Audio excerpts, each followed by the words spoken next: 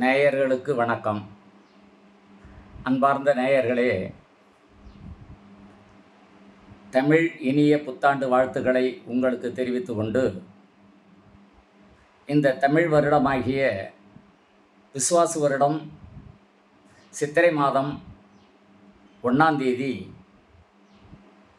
வளர்பிறை பிறந்த தேதியிலும் சுவாதி நட்சத்திரம் துலா ராசியிலும் பிறந்திருக்கிறது. இந்த வருடப்பிறப்பானது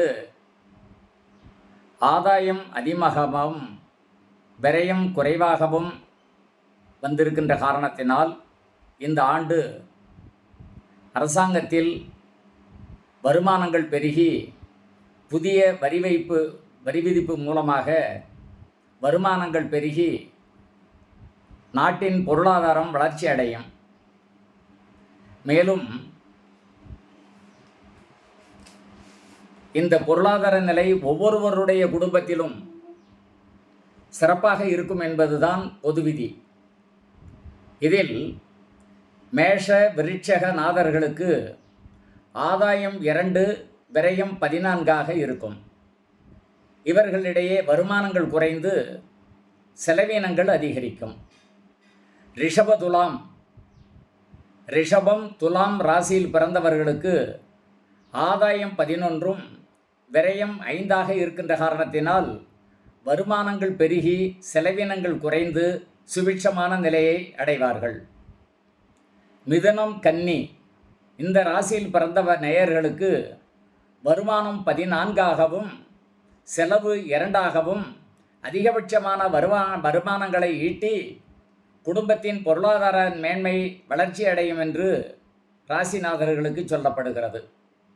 கடகராசி நேயர்களுக்கு ஆதாயம் 14 விரயம் 8 இருக்கின்ற காரணத்தினால் இவர்களும் இந்த ஆண்டுதனில் ஆதாயங்கள் வருமானங்கள் அதிகபட்சமாக ஆகி செலவீனங்கள் குறைந்து மிச்சம் ஏற்படும்.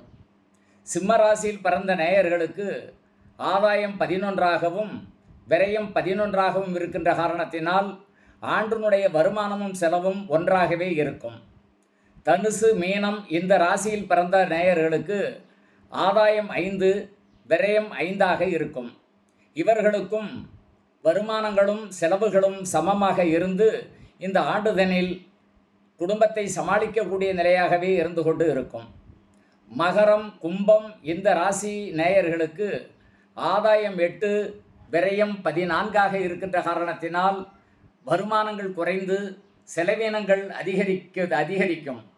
ஓரளவுக்கு செலவினங்களை கட்டுப்படுத்தி வாழ்க்கை என்று சொல்லக்கூடிய பயண பாதையை வெகு நிதானமாக நடத்தி சென்றால் தன்னுடைய குடும்ப பொருளாதார மேன்மை அபிவிருத்தி அடையும் என்று சொல்லி இந்த நேயர்கள் யாவும் இந்த ஆண்டுதனில் ஒவ்வொருவருக்கு சொல்லப்பட்ட வருமானம் செலவுகளை கணக்கில் கொண்டு அவரவர்களுடைய குடும்பத்தை சுகபோகமாக நடத்தி சந்தோஷகரமான வாழ்க்கையை வாழ வேண்டும் என்று வேண்டி அந்த திருச்சிற்றம்பலநாதனை வேண்டுகின்றேன்.